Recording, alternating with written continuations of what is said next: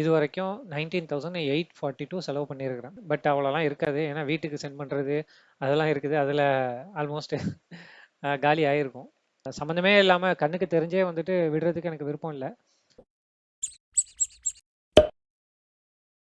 டே 56 12 o'clock shift add பண்ணிவிட்டு இப்போ work start பண்ணியாச்சு. First order Egmore railway station. Voice கிளியராக இருக்கா என்னன்னு தெரில. எதுவும் இருந்துச்சுன்னா அட்ஜஸ்ட் பண்ணி தான் ஆகணும். நான் ஹெட்செட் வாங்குற வரைக்கும் வேறு வழி இல்லை. 4 o'clock முடியுது. கரெக்டாக ரூமுக்கு பக்கத்தில் ஒரு 1/2 கிலோமீட்டர் தூரத்தில் ஒரு ஆர்டர் வந்து கம்ப்ளீட் பண்ணியிருக்கேன். அவ்வளோதான். இந்த மாதிரி இருந்துச்சுன்னா ரொம்ப சூப்பராக போயிடும். இப்போ தான் ரூமுக்கு வந்தேன். சரி, ரொம்ப நாள் ஆச்சு இந்த இன்கம் அண்ட் எக்ஸ்பென்ஸ் எல்லாம் காமிச்சு அப்படின்னு. இப்போது இன்றைக்கி உள்ள ஏர்னிங்ஸு ப்ளஸ் எக்ஸ்பென்ஸ் என்னான்ட்டு இதில் மென்ஷன் பண்ண போகிறேன். இன்றைக்கி நான் ஆன் பண்ணதுன்னு பார்க்கக்குள்ள 1006. டிப்ஸ்ன்னு பார்த்தோன்னா 64. ப்ராடக்ட் செல்லிங் ஒன்றும் இல்லை. பெட்ரோல் எக்ஸ்பென்ஸு 200 தான்.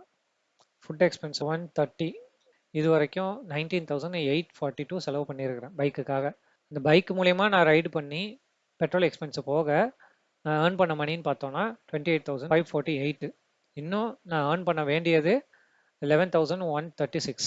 ஒன்ஸ் இதை நான் ரீச் பண்ணிட்டேன் அப்படின்னா ஆட்டோமேட்டிக்காக இந்த இடத்துல 0 ஆகிடும்.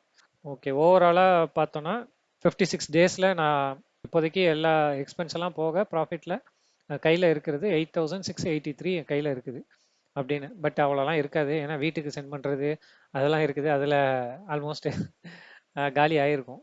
கொஞ்சம் தான் இருக்கும். மேபி 3,000 ஆர் 4,000 அந்த மாதிரி தான் இருக்கும். இன்னும் எவ்வளோ சீக்கிரம் முடியுமோ ஆக்சிஜன் பில்டரை சீக்கிரம் பை பண்ணணும்.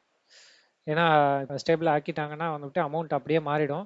நார்மலாக 20,000 உள்ளது 40,000 ஆகிடும். அப்புறம் அந்த லைஃப் டைம் பண்டிலில் அந்த ப்ளகின்ஸ்லாம் வந்துட்டு ஒரு 3 இம்பார்ட்டன்ட் ப்ளகின்ஸ்லாம் அதுவும் இன்க்ளூட் பண்ணி லைஃப் டைம்லேயே கொடுக்குறாங்க.